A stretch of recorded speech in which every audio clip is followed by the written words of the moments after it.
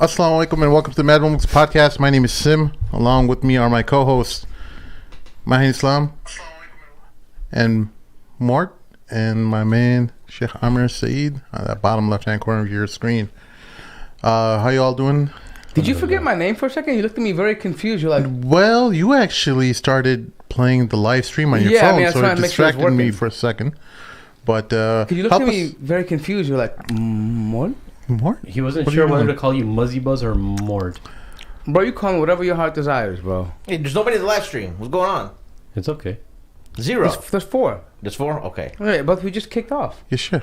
Yeah. Bro, come on, man. They're not Yeah, like... Sheikh al-Islam, Mahin I al-Islam. was expecting... All right, five. Cool. Folks, help us out on patreon.com/the Mad Mamluks.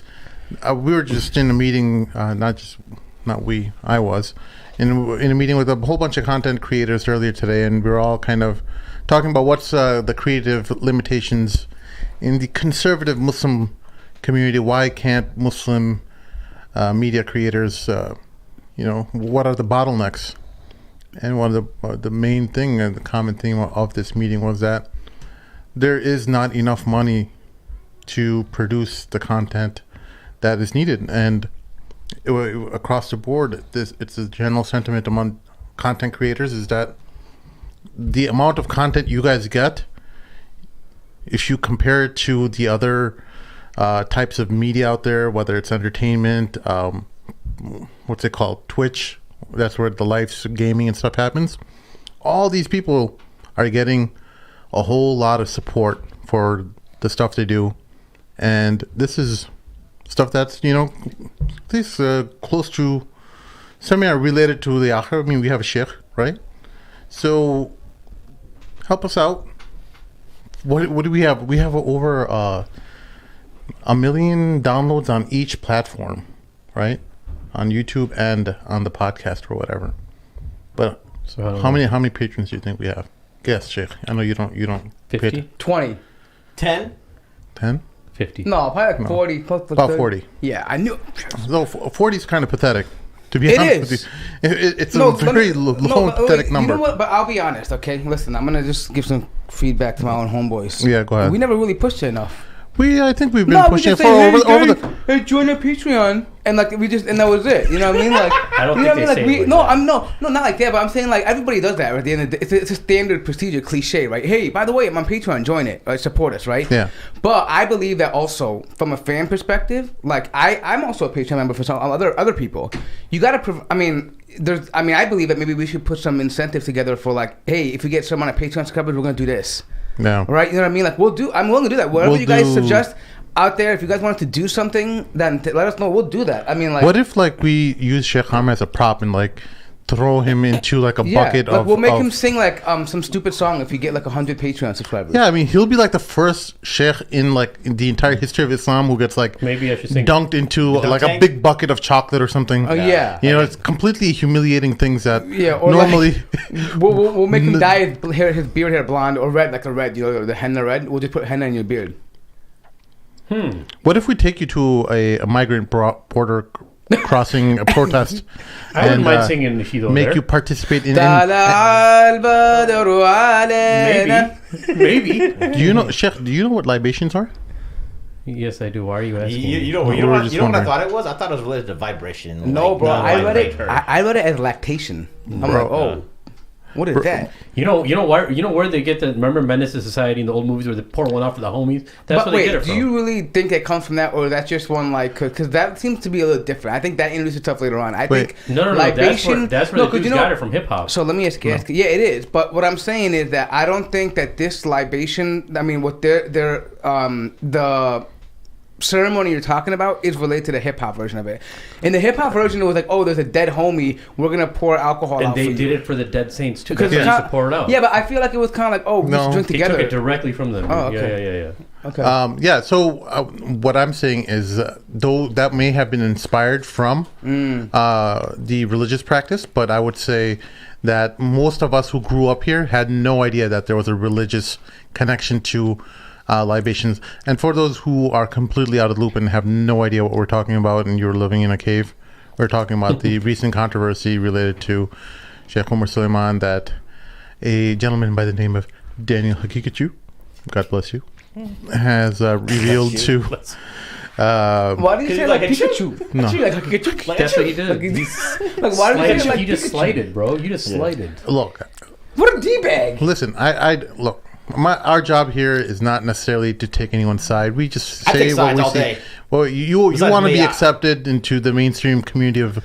That's where the money's at, bro. I'm not asking. We're talking about money earlier, but that's where the money's at. You got to sell your soul to the Yeah, mainstream. that's why you're a capitalist. You know, but you know what? Though, let's talk about that for a moment. Can we? About what? About the libations? No, frick libation. But you have a podcast with Daniel in about an hour. No. I don't want to talk about this. I'm not talking about like Daniel, this whole thing. What I want to say is like about this whole money thing. It's related to what he was just saying about how people. I know as content creators, a lot of guys, and this might be an interesting subject because a lot of people are now creating videos. For those of you that don't know, a new podcast is coming to contend with us soon. Yeah. So anyway, the point being though is that Linda's? Yeah. So Listen, Linda. yeah, little Linda is out there and she's gonna make a podcast. But this is not a thing on her. But what I'm saying is that if you noticed, big content creators, I believe personally, you're gonna have to stand on the side eventually, right? Because when you're lukewarm, everyone's like, I kind of agree, I don't agree, right? So I feel like people that do like grow and they do produce meaningful content are people that are core. They stick to core values and they push those. Right, whether it be on whether you're conservative, whether you're liberal, whatever your principles are, whatever you're aiming to do, you've got to hammer that home because your content has to be based around that because you're carving your niche out. Right, if you're just all over the place all the time, I don't think that's because they're all over the place though. No, I mean, look. For example, Rogan is one of the most, probably the greatest podcast in terms of numbers alone. Okay, forget about the content in itself. I know some of you guys have different feelings about him, but over 10 billion downloads a year with a B. Wow. 10 billion, you know?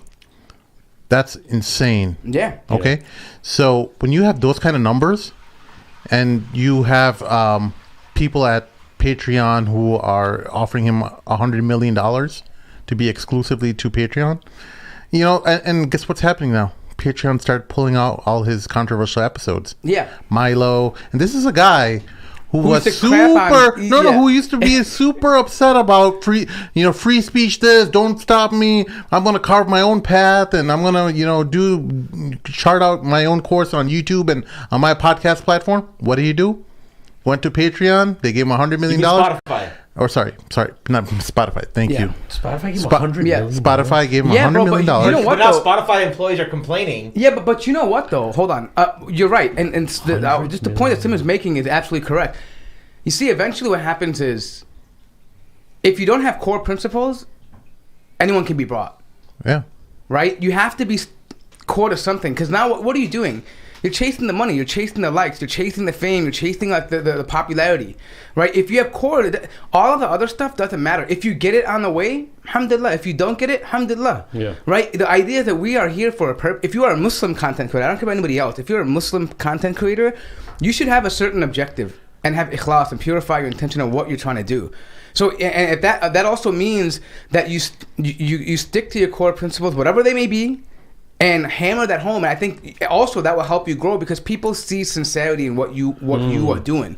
Because I mean, I'm not saying that you can't talk to different people or you can't have different ideas or from within the framework of Islam. But what I'm saying is, if you are reluctant to actually say, what you believe and where you stand, you will be divisive. Right, that is the point of opinions. Right, that you're supposed to divide where you stand from other people. Right, that's how people generally organize themselves, even in life. Like, hey, if someone comes up to me and goes, "Hey, are you conservative or liberal?" I'm not going to be like, "Oh, I'm neither." Right, I'm just I ask questions for both sides. I'm going to tell them, "Look, I'm probably more conservative than I am liberal." Right, in that sense. Right, so I think people in the beginning, you may get a lot of big names in the show. You may get people come in. And that's cool. You'll jump up real quick, right? But if you don't, but after a while, people are like, oh, he's not really providing me benefit. It's the content creator you're bringing on that's providing them benefit. So they're really coming for him and not for you, right? So we've seen that happen in some of our own episodes, right? Where we'll have someone controversial, like, I'll give an example.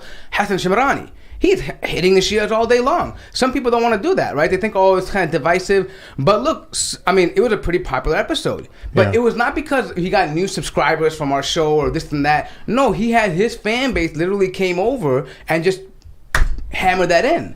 And that's what I'm trying to say. Like, if you're gonna be a content creator, think about what you want to do, what your goal is for your channel, what you want to achieve by doing that. And if your goals are, whatever they are, stick to them and hammer that in. Well, and the whole thing is that what surprised me especially was that the pragmatists, because one of the things Rogan would always say was, I have FU money, meaning I can say whatever I want, I can do whatever I want, but then all of a sudden another chunk of FU money came that made him completely forget about, all that doesn't matter. None of that matters anymore. And what happened was, this person who championed free speech, who said you cannot tell us that we can't make fun of Islam, we can't do whatever things that are related to transgender and gender inequality and stuff like that. There were many other things that related to free speech that had valid points, but he compromised. And what happens in that kind of psychology is that the pragmatist kind of comes out, well, if I have $100 million, I can create 10 other channels, or I can set up my friends who are championing the same things that I am championing into furthering my cause. What happened with all these guys who started off, Sam Harris and all these guys who started their brands and their platforms off of things that are really just creating Islamophobic fear among Muslims, among non-Muslims, and they got a whole lot of haters. But then, as they started getting popular, they started discarding that whole narrative. That whole narrative just started falling off. Wait, do you think this is the result of capitalism? Well, what I'm saying is, like, these polarizing figures on media, of course, it's capitalism puts a monetary value on your freedom of speech. So there's things that you won't be able to say that will be associated with money. What that translates to essentially to listeners is, how much money are you willing to take to censor yourself? And you know what? You know how that relates to us as a community. For certain du'at or shuyukh, how much are you willing to bend to be accepted? Yeah. What are you chasing? Do you think that this is going to be the decline of Joe Rogan? I think so. I think because a lot of his followers want to listen to him because of his. When does it start? 2021? I think it's already started. No, it's already started, and now it's good. They're actually taking it all off of YouTube and going to be making it Patreon exclusive. But Spotify. Why do you keep on saying Patreon? Okay, Spotify exclusive. And one of the major points is that it's not whether that they will actually move into the Spotify platform, but how long this partnership will last. And because right now Spotify is having blowback within their employees, saying that they don't want to deal with this guy. They have trouble with him on his stances regarding the Oregon fires, during the protests related to Black Lives Matter. They're upset about that, and all. So like, have they made him pull episodes already? Yes, they have. They've already pulled Alex Jones's episodes. They've pulled Milo's. Alex Jones, and then Milo, and then there was some other one too. I forgot recently that was kind of controversial. Do you think he's feeling the pinch right now of how corporations were feeling the pinch about? No, Black he has Lives to. Matter? He knew that going into it. But I mean, that was part of the contract. They knew they were going to pull episodes. There was like Patrick Bet David, right? Yeah. He was talking about this. The money they made from the deal. No, today about Spotify's employees. So he's like, you got these employees who are like wasting company time, like having these side meetings about how they're offended by Joe Rogan, right? Yeah. But the question is, Spotify's going to ask themselves is like, if they do this to Rogan, like, what about the other guys? Because right now, Patrick Bet David set up the guy who is trending the most on Facebook right now is Ben Shapiro. He has the most hits, and so he's probably the next guy that could get a deal. But like, why would he go anywhere if they're going to censor people? Like, you know what I'm saying? There's like a trade-off. There's like a balancing act that the big corporation has to understand if they want to pull in these other influencers. Well, I think what's going to happen is there's going to be an alternative platform that will say, you know what, we're not going to censor you. And we're just going to roll with the punches. Because we see a trend here. We saw it happen with Rogan on his own. We see Ben Shapiro spiking up on Facebook, so people are clearly interested, right? They want that content. So we're willing to take a hit, from our own, maybe take a risk on our direction of the company we're heading in terms of being completely inclusive and saying, hey, we're going to host a variety of content. And, they might even co-host someone completely liberal on the opposite end. But real quick, Sim, we got a question from Super Chat. Salam from Oz, our good buddy Oz from Australia. Wow. Salam, can you give your thoughts on how Muslims can revive poetry, art, calligraphy, culture again, and why we have forgot? Yeah, we'll get to that in just a second. Let me just finish my thought regarding this. One of the most curious things, at least for me, is anything that happens in the major media platforms like YouTube and stuff, there's always like a Muslim equivalent of that. And I think some of the polarizing figures in popular culture related to Milo or whatever, we have our own polarizing figures throughout the Muslim community who set up a base like that, the fervent base that, is very energized and they're not necessarily in accordance with the mainstream narrative, right? Do you see, people such as people say like the Mad Mamluks are not a mainstream platform, and I would agree with them. Do you see yourself ever changing how you believe or how your message is conveyed if there is money associated with it? You want me to honestly answer that? Hell yeah. I'm just saying that. I'm just me. I don't know about these guys, but if someone's gonna offer me $100 million, not necessarily $100 million, because our people are cheap. Let's say somebody says they're gonna give you $1,000 a month. Let's just say you have enough. You get enough. So I need $1 million minimum. You no. Let's just say you get enough to compensate for your. Change my principles. I love it. Yeah, I love how he answered it without. There's no. I'm in the same boat. I've been very upfront that I will take CVE money. So if the grant people are willing to hook it up, just send it your way. It's all good. I love this kid, dude. No, but look. Obviously it has to be a certain thing, right? I would consider it depending on what is like the maslaha. Is it?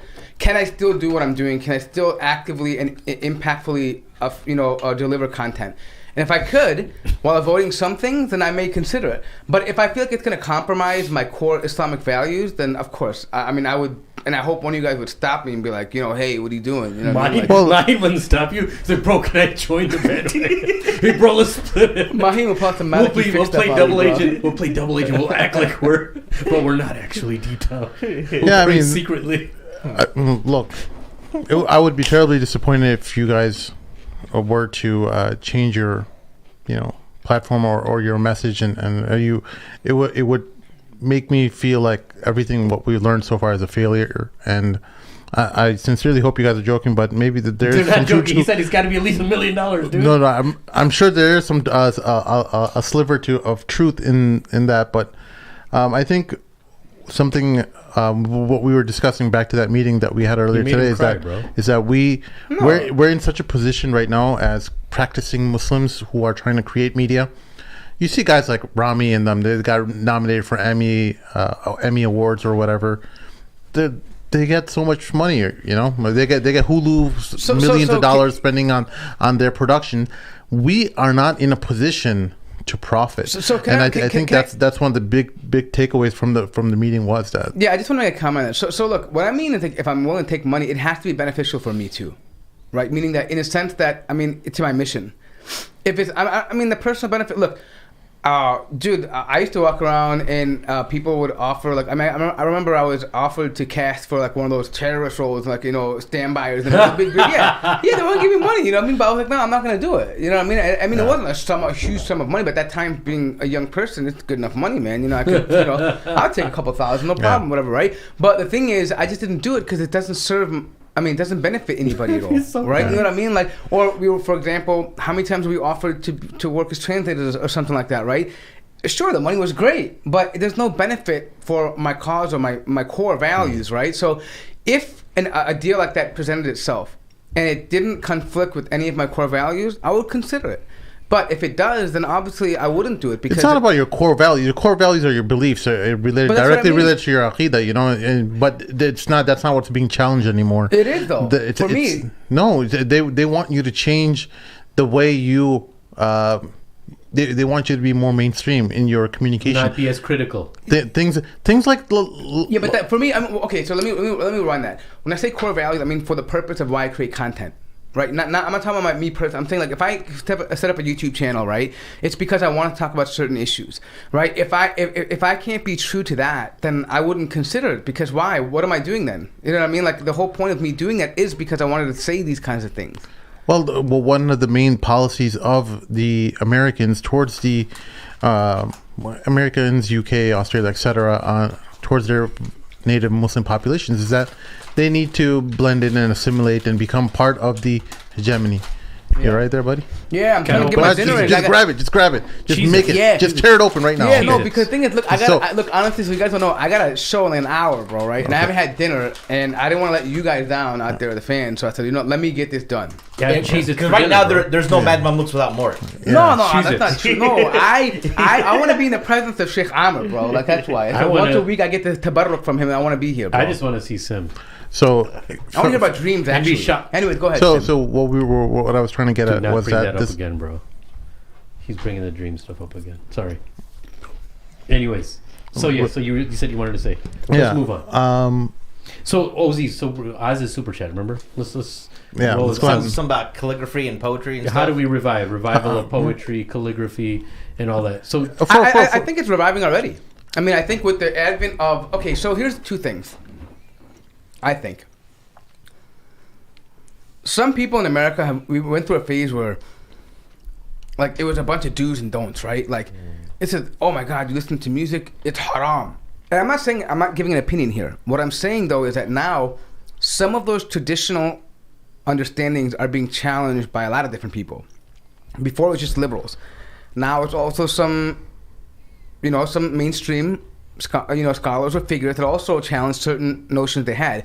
So I think that in itself is causing people to revive certain arts. Let me give you the best example. Let me grab this camera here. The way you revive it is doing works like this. See this right here? That's a great mix of like calligraphy and hip hop and like graffiti and it's modern culture. The way you revive these arts is by, I don't know who did this. I picked it up at ISNA. And it really caught my eye, and I think it was probably the best piece. I always get a lot of compliments on it. But you integrate whatever's in pop culture into the. Is this hat supposed to be a prop to help it? That was a hat from the 88. The 88 World Series. 88 World Champions, or sorry, NL East champion. Smokes. Yeah. Yo, you should put this on eBay, dude. Yeah. Oh wow! Hold on, let's see. Is this your pops? Yeah. Was your dad wearing this hat? My dad found it in NL East champs. Wow, bro, that is a piece of history. Yeah. He found it in the attic or something. I wonder if the goats was around that time. Anyways. Anyway. The goat? No, but just to your point though, I think, but also there are certain things like there are certain customs or traditions that were around during even like Islamic golden ages that are reviving now. For example, spoken word poetry was a big thing among the Muslims for a long time. Even in traditional sciences, people memorize things by poetry. But now, like, they're having spoken word where they're creating these things where people are able to deliver content in a way that's relevant in a modern fashion, but it's still it's a form of art, right? Art in and of itself is not something that is haram in Islam. Yeah. Right? So I think as long as we make that art relevant to today and we keep our message pure, like within the framework, I mean, that's what we should be doing. Because you can attract people to, like, for example, how many times have people... Now, I'm not saying that, like, this is a prime example, but I'm giving an example of how art can impact people.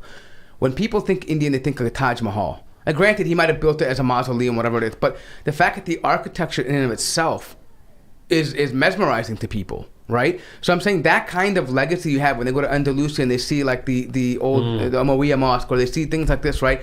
Or they see how Muslims may have organized even like the beautiful calligraphy in the Quran, like how the older musahif that you see how they have beautiful lettering and the gold, just the decoration of the mushaf, right? Like that kind of stuff attracts people, shows beauty. Islam is beauty, Calligraphy in itself, yes, for sure, it's a respected art, but art has progressed so far beyond calligraphy that you have to bring something new to the table in order for art. The niche is a lot of people don't really care too much about calligraphy right now. The people who are amazing. It's not that it's bad. It's not that it's an incredible talent to have that.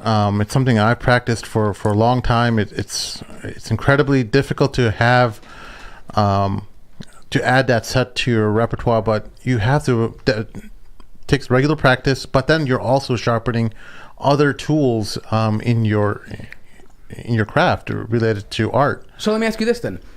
If that were the case, though, why is graffiti still so mainstream? I mean, whenever you go, graffiti is used everywhere, especially in the world. Graffiti is just, it's part of like urban life. Right. So what I'm saying is incorporate calligraphy with graffiti in that urban culture. And they're doing it on shirts. They're doing already. That's cultural appropriation. You be quiet. No, what I'm saying though, there's ways to do that, right? Where you can introduce Islamic traditional stuff that we are part of our history. Yeah. Into because we grew up in urban communities. We listened to certain things growing up. We had a certain vibe growing up, and we saw people interject their cultural. For example, Puerto Ricans threw things into it. Italian. I mean, so many different people did. Going from. I'm going to speak specifically about hip hop, like Vinnie Paz, or the Beat Nuts. Or everyone had their own interjection of culture into that culture. And KRS-One talks about that. That is what hip hop is, right? So I'm just trying to say, and I'm just using this particular culture as an example, but we can also introduce like that Arab element, that Islamic element to this culture and incorporate that. For example, that is like urban graffiti. Yeah. They just chose to replace the English with Arabic, and they put Islamic messages behind it. How many times have you seen in the Gaza wall over there in Israel and Palestine where they used graffiti, but they had an amazing slogan? Yeah. Right, simple words. Illustrations are beautiful too. Exactly. Yeah. So, and also another form, if you want to get involved with arts about like calligraphy, videography and cryptography or typography is so relevant today. Right? I mean, you could make cool stuff with videos. But when he's talking about poetry, and is he talking about just like English poet, or is he talking about like Arabic poetry, or is he talking about like an Islamic? I think in general. I think he's saying in general. How do we? I mean, at one point, Muslims were known, for example, the Andalusian period, where we had like Andalusian music, where people understood. Even now in Spain, they draw from that in terms of their own class, their own heritage, right? Yeah. Stuff like that. How do we? How do we create? Yeah. Things like poetry. It's not even poetry. It's difficult to talk about because when you compare it to even just English poetry, poetry on its own is not taken as seriously anymore. It doesn't get that attention that it deserves. It requires a certain type of person, which are very few, to appreciate it. It's not even an Arabic thing, or it's just along the line. Poetry has been integrated into music now, and your poetry has to come through a different medium. Yeah, it has to come along with instruments and stuff. So you would have to, I would suggest if you're really interested in poetry, maybe see if you can become a lyric writer for someone who's into nasheeds and things like that. Well, that's a great thing. I mean, I'm not a personal fan of him, but there's a guy in the UK. You guys might know him, Hassan Rasool.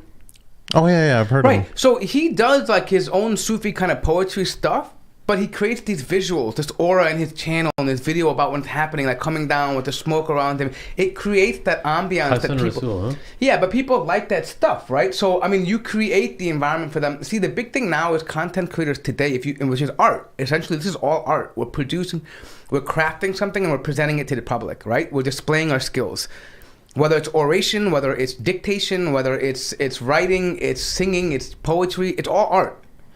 What I'm saying is make that relevant to the people. Because art is art no matter what. It really comes down to painting, singing, dancing, vocalizing, stories. This is all art. It never changes from any time period. It's how it's presented that changes. You see what I'm saying? Yeah. Yeah. Cool. Yeah. So, we had a few listeners who messaged me, and we have to kind of comment on some of the takeaways related to the whole migrant crossing thing. I know a lot of you guys have your opinions about it, and I'm not going to hear, trash mine. Don't freak out. I'm not going to trash any of your friends or anything, nor anyone's friends. I just wanted to make a general commentary regarding one of the things that I saw, at least related to the videos that Daniel posted out, was that this was a microcosm or emblematic of what the Muslim community is like. Meaning, you have all these chiefs coming in from many different organizations, and nobody is bothering to follow one imam, one leader who can, show out explain to everyone, hey, this is our program. This is what we're going to participate in. This is what we're going to be not participating in, and we're going to go off and do what we think is correct and engage in the things that are worthy or are possibly appropriate for Muslims, Mm-hmm. So I think that was one of the major takeaways from what I saw in that protest, and I think been a much bigger following if they did that too. I think been a lot more Muslims there. We just have this problem where people just don't want to follow someone else because, hey, I'm representing so and so organization, and I'm not going to fall under ICNA's leadership, or if I'm part of Islam, why would I let ICNA be my guide or my Amir in this engagement, So what are you suggesting? You're suggesting that if Muslims were going to be present, they should be under one First Amir of all, who dictates like what they were going to do? If all the Muslims should be under one Amir in any engagement, right? Right, we know about the hadith that... This is what I'm asking, yeah. Right? So you feel like they should have appointed Amir to represent and arbitrate on behalf of what they would and wouldn't participate in? Exactly. And that's what the appropriate way, at least that I could see, should be any kind of engagement. That all Muslims have a. So I'm in IT, right? We deal with like security related things when we have like a server that is kind of sitting out on the internet. That is kind of the one who takes part in the engagement in a zone called the DMZ, demilitarized zone. It's from the military, I get it, but it's basically open to all the unsafe attacks that can happen from the outside, right? So you have a secure network that you're protecting, but you have a computer that's from your network that's out there and sitting there, and it's responsible for the engagement with the outside world, right? You have a server over there. Similarly, if you want to protect, you want to keep the security of your group in IT, they would be all nodes or computers, right? You want to do the same type of thing with your members. You want to have somebody the firewall who's sitting there out in the public domain, right? Who's responsible for all that engagement, who acts as a filter, okay? And then that way you can disseminate what needs to be disseminated to your nodes, and any interaction from that outside goes directly through that imam, who is and he's governed by able to navigate these areas. What's the scenario? Are you saying that if let me give you an example? No. Let's say I'm an imam. I have an organization. Sim has an organization. He has an organization. We all three of us have been deciding and invited to an event that is for the rights of certain people, and we feel that it's good for us to represent Islam or Muslims in that cause. Okay. We would say, you know what? Together, we would get together with you and say, you know what? We're thinking about participating in this, right? And we need to make sure that our Islamic interest is protected and that our own interest is protected as Muslims. So this is what we are willing to do and what we're willing not to do based on their agenda, right? And then what we would do is we would nominate you as the shura. Would say, okay, you know what? You go represent us as the Amir, and these are what we are demand or what we will compromise on, whatnot, whatever.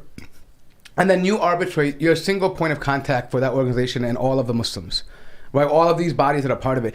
Why is it important? Because what happens now is, first of all, we're unified in our stance because we got everything on paper between us. And then we formally made requests with that organization, the outside entity, and we have our own protocols now put in place. And so now and the good thing is that it's unified, because if they agree, we all go together. If they don't agree, we don't go together, right? So we don't have this challenging effect in the media where one side is these Muslims are going, that Muslim's not going, one is doing this, one is doing that, right? So we don't have that issue. And what that does is it protects our integrity, as a whole. So we have this problem. We just have too many chiefs, too little Indians, and that's offensive. Yeah. By the way, we're no pun Indian, intended. okay? We are Indian. But anyways, but something like a because if you go to a protest, they seem to be like there isn't a point of contact. You hear about a protest, you just show up. You don't there wouldn't I don't know who the person would be in this context. Like who do you hit up? I don't think we're talking about individuals. We're talking about organizations. Yeah, organizations, right? But in this, I don't know how even it's talking about how that would have worked. So let's say, okay, Umar Suleiman was going to go, right? He decided, he heard about it. Too, yeah. Dawood Walid, Imam Zaid Shakir, the ex-ICNA guy, Zahra Billah from CARE. Apparently, a lot of these people knew about this from the organizations they represent, right? Now, among those organizations, they sent certain people, or they came themselves voluntarily. The Muslims should have gotten together at that point and say, hey, this is going on, right? I mean, there needs to be cross-communication. This is going on. Who's going to the event?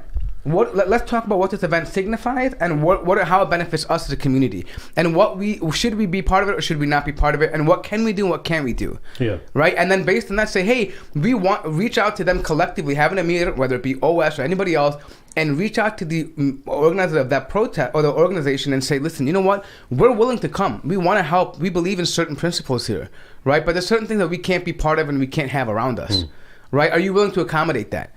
And you don't have to force them. You don't have to be mean to them. You don't have to condemn them and call them, queers. You don't have to do any of that stuff. You just say, hey, this is just what our conditions are. Yeah. And then if they agree, they agree. If not, they don't. And we say, hey, maybe next time. You don't have to even burn a bridge. You could just say, hey, sorry. But I'm saying it takes more coordination on our part. It's not up to them. They're not going to know who's important and who's not important. Right. But at the same time, I don't think that they would know. I don't think you would expect to go to a protest and expect that some of that stuff to happen either. Well, I went to Palestine protest myself, held by Muslims themselves. I see the crazy things too. So I know for sure. But something like that is very because we didn't even know some of that stuff you saw. I was like, that's not something you would see commonly. It's natural if you go to a place like that. You know all the different types of people that are going to be there and their ideas. You have to hit the brakes a little bit and decide what the game plan is. If you're going to a place and LGBTQ is going to be there, all the other people are going to be there, if they're running the show that you may have to follow suit if you don't plan something properly. But LGBTQ, you don't know what. Bro, there were people wearing rainbows all over their shoulders. Right, but what I'm saying, what LGBTQ people. They'd be there, but what ceremony do they have? I don't know what ceremony they have. Forget about. Let me ask you this. Forget about the ceremony part in itself. Let's say none of that even happened. Yeah. Okay. What I'm saying is at the core, we know that a lot of the protest, even for this, against what's happening right now, a lot of it is organized by the leftist groups and extremist liberal people. Yeah. There's no doubt about that. Right. And among the left, we know that the LGBTQ and transgender is one of the loudest and largest voices there. Yeah. Along with BLM and stuff. So don't you think at that moment it might have been wise to question, hey, what are they going to be doing here exactly? Yeah. Well, even just by the title, Love Knows No Borders. You know that there's some LGBT message right behind that. Hey, that my title. love knows a gender border.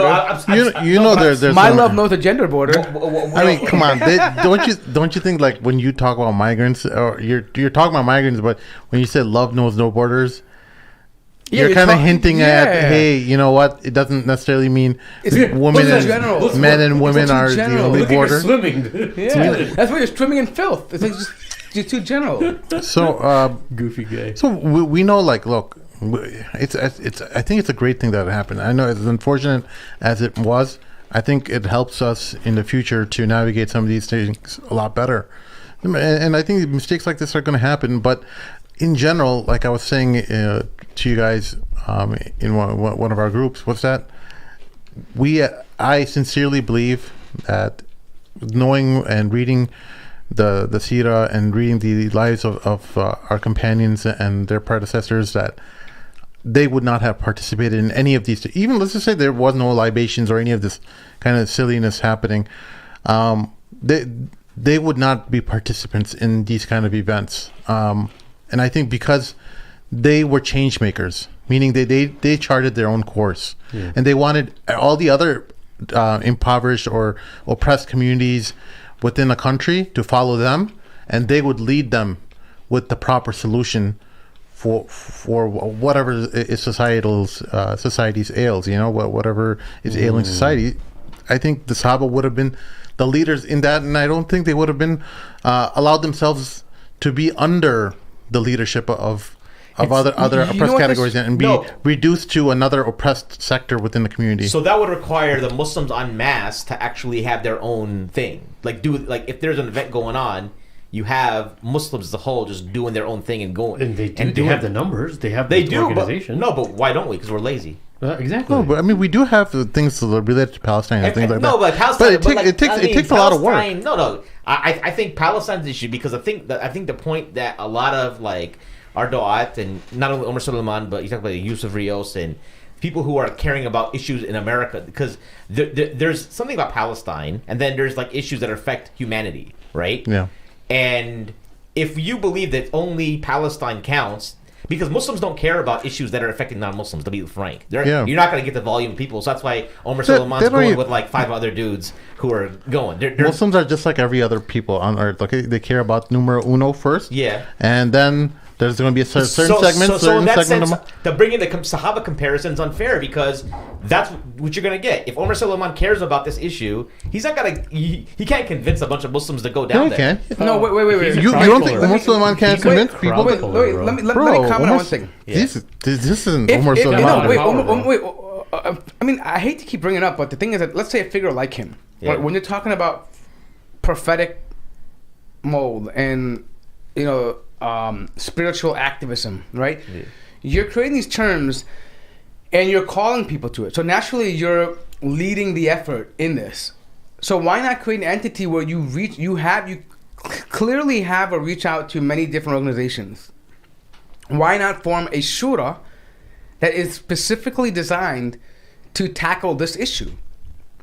That when there are protests and major events, social issues like this, how do we Muslims, what does our representation look like? Don't just be on the fly when the event happens, I'm going, because this is Sunnah activism, right? It doesn't, what kind of effect it's going to have now, right? It causes confusion, maybe, let's say, even in misunderstanding. Let's give Omar Suleiman the complete benefit of the doubt. Okay, I'm willing to do that. I don't hate the guy. I wish him well. I hope Yaqeen does well. Right, meaning that they can rectify some of their issues and do well. I don't want to cancel them and throw them off and defund them, right? I would rather have them reformed in some ways and then have that be a useful effort. So the point being is not about being against an ideology or nothing. The point is about how do we collectively represent ourselves. And if we're willing, if Omar Suleiman is able to get people to recognize that social justice activism is from, Sunnah or whatever he's claiming it is, or there's wisdom in it, at the same time, he can use that to also create a council that will deal with that as American Muslims. Yeah. Right? That's where I feel like the problem is. And the other thing is this here. What this reminds me of is what he said on the show, Hartouche, when he said that... Harfouche? I'm sorry, Harfouche, yeah. I'm sorry, I call him Hartouche. I don't know why. Harfouche, when he came... it's some type of black magic, I think. Yeah, no, but when he was saying that Islam came to be disruptive, it didn't come to be with the norm. It didn't come to be with the grain, just go with it. It came to say, no, your structure right now is messed up. Yeah. And we need to uproot it. From the very core, it's wrong. And that's what all the Anbiya did. Yeah. All the Anbiya, they were, what they thought was normal was no longer normal. Right. How they viewed themselves, their families, their leaders, their religion, their God, everything was changed overnight. And people, unfortunately, in our community, they get scared when you talk like that because they think, Mort, you're talking like a revolutionary. You're talking like the people Viva la revolución. Hasta la muerte. You're talking about the Islamist talk, Yeah. No, this had nothing to do with. This is what Malcolm wanted to do. That's how convenient it is. Though, when you put a label on something like that, you just call them Islamists. No, but without even thinking about it, they're just gonna think you're evil. Right. So what we're talking about is we're talking about the Islamic, the philosophy, right? Or this is the Islamic activism. No, this is what Malcolm did, man. I mean, yes, it's Islamic, but what did Malcolm do? Did he fall under the NAACP and all the other organizations that were out there? He formed his own. He formed his own, and other organizations, other black organizations criticized him, like, hey, you won't ever follow our direction, you won't ever join our protests or anything. And he's like, he distanced himself from because I don't want my card being mixed with you guys. Because of what he said in 1963, he said that basically that there's no there's no Republican or Democrat. It's the white liberal and the white conservative. And I don't trust the white liberal. And he says that, they're the worst kind, but they both want power. And he didn't trust either one of them. Mm-hmm. Right? So the point is, he made it very clear that, listen, this is my line. You don't fall on my side of it. So I want nothing to do with you. In terms of, you can't help me, essentially. Right? Because your help is conditional. And I need unconditional help. If you truly care about us and our people, the help is unconditional. You don't go to people who are starving and hungry and say, hey, listen, I'm going to help you out, but you got to come in on my lawn later on. Yeah. Right? You got to change what you believe a little bit for me to help you.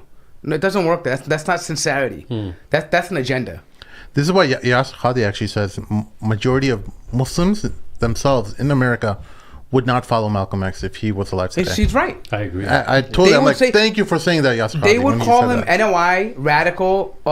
This is why you need to have. The exact argument would be, Subhanallah. He didn't even study Islam properly. He doesn't even know his aqidah. Who did he study under? But let me ask you this. But Malcolm X, his followers built the nation. The nation had the infrastructure already set up that he plugged in and elevated it, right? So the mindset was already there. The nation of Islam was already built as an organization when he stepped in. And he just took it to the next level, right? He built more temples. And then when he split off, because he didn't, the amount of time he had after the nation was what, 2 years? Yeah, 2 years. Yeah, about 2 years. You know what I'm saying? So it's and he was still working. He started to build more coalitions then. No, he did, but on his terms. On his terms, right. Right. And that's why they want to take him out, too. Not so much about the fruit, because at the end of the day, the fruits of it all, Allah knows what will happen. Right. Right? But we're talking about the principles that we're applying here. Yeah. Right? He didn't want to just take help because he could get it from somebody and just, build his platform. And I think that's what we're trying to say here. It's not that we're criticizing. I mean, I'm not talking about individuals here. We're talking more, this is, at least for me, it's more about how do we, if you want us to be involved in activism, right, for other people and other rights, from what framework do we operate? That's the conversation. Do we just take help from anyone who says they love us, or anyone that they want to help us, or they also stand with us? I mean, I don't think that's a fair, that is a good assessment of a sincere partner. I agree, but the thing is, I think the Muslims in America are just fat and happy and lazy. Yeah. True. So you're not going to get the kind of, Malcolm X still had the African Americans in the 60s who are about that life, who are going to get up and do it. A lot of them weren't, though. If somebody's going to get me to invite me to a protest, let's be real. If it's Sunday, there's probably an NFL game on to watch or something, right? Bro, you don't, as a counter agent, you don't necessarily have to go with the Muslims of this country. You go with all the oppressed categories, whether you're talking about the migrants or you're talking about the impoverished neighborhoods. It doesn't matter. See, let me give you an example. You don't. How many of our duat who work in the inner city work with Muslims? They're out there talking to non-Muslims. There's so many brothers, man. I wish I could give you them all platforms.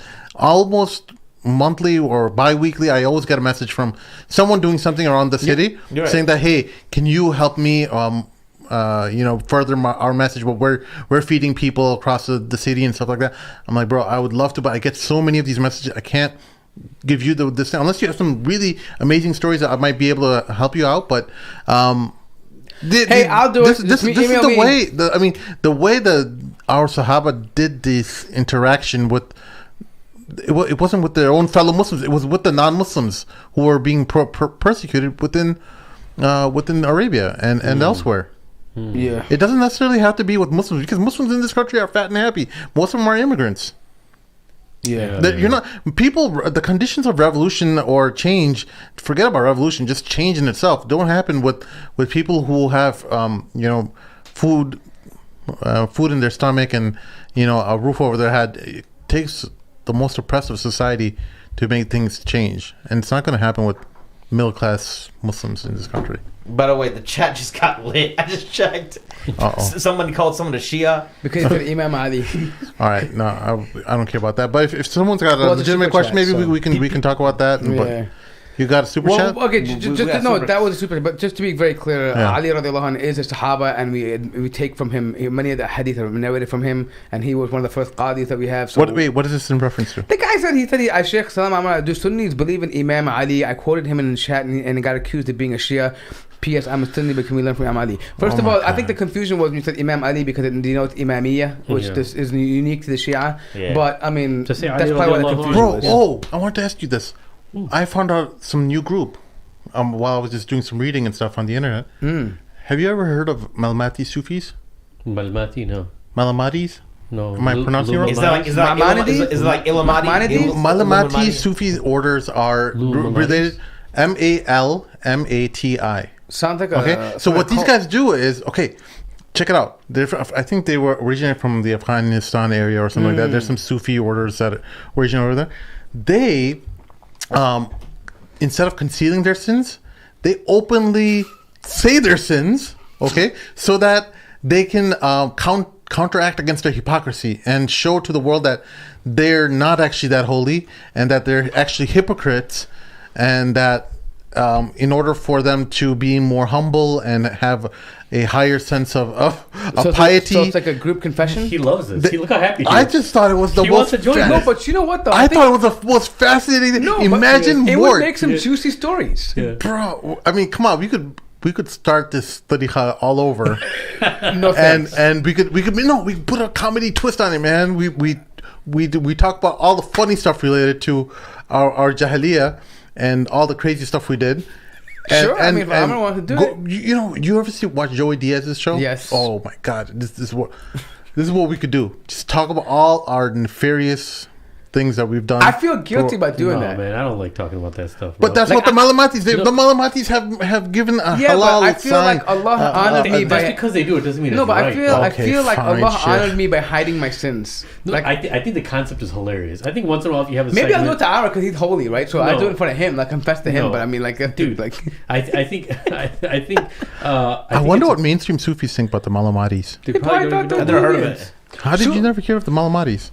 How did you? Well, none of us heard. You just heard about it right now. I just heard about it, man. It's probably one of those like far groups that like became super. No. I want to know about this. Okay, be honest. How did there's super chats, by the way? People are paying up and want to question. They got questions. Oh, there's a super chat. Yeah, man. People are like hitting us up. Like, do you think liberals or conservatives are more hostile to Islam?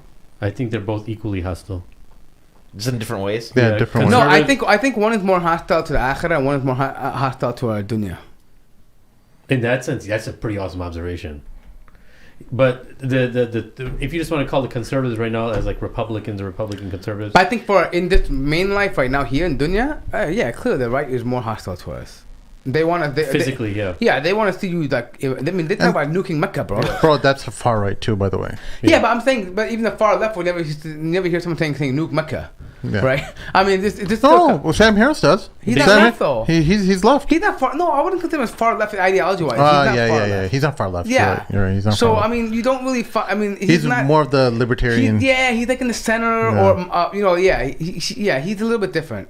Yeah. He's a centrist, as you would say. Yeah. Right? So, but I'm just saying, like, as far as, like, as far as physical harm and, like, hunting down people and, like, we're going to dip our bullets in bacon and shoot Muslims so they can't go to Jannah. Yeah. Right? I mean, like, that stuff is, like... I never heard that. That's yeah, that's, like, that's coming from the right. Yeah. You know so you said there's a bunch of super chats. What else? No, the other one... No, other than that, people are mad at Sim for exposing his sins. That's what it's... So, no, Sim, I want to know this, honestly. How did you stumble upon... the Malamatis? Somebody in Twitter was saying the Sufis versus the Malamatis. I'm like, what's a Malamati? And then I started reading up on the Malamatis, and the Malamatis turn out to be very, very interesting. It's kind of like I don't know. Malamati sound like a dog breed. I don't know why. You know what? It also made me like think of what would modern day Malamatis look like, and I think like the show Rami is where you're kind of exposing your horrible. He goes on talks about his addiction to pornography and how he's like addicted to all kinds of depraved acts. So related to that. I was trying to advocate my own show, like shame. I'm shameless. I'm just putting my on Reddit, and there's like a Muslim no fap group. I just to put my stuff on there. And these guys are legit, bro. But I mean, I feel like I'm surprised, but I feel bad for them. Like some of these guys really have this problem with it, like but they're supporting each other. Like, hey, dude, I've been 3 days without flapping, or I've been like 26 hours. You think, oh man, dude, I messed up again, bro. Like I mean, but I know. No, I mean, like, some guy was like, no, I'm not laughing, but he's going to go look this up as soon as you're done. No, listen. I'm just picturing what this would look like. What a D-bag, I'm picturing what this would look like in real life. Like, all these guys, because Desis would never like show up, or Muslims in general wouldn't show up and reveal their identity, right? So they'd probably wear like a hood or something, right?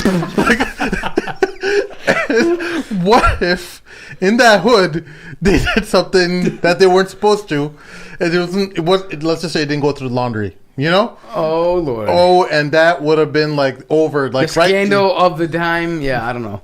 Wow.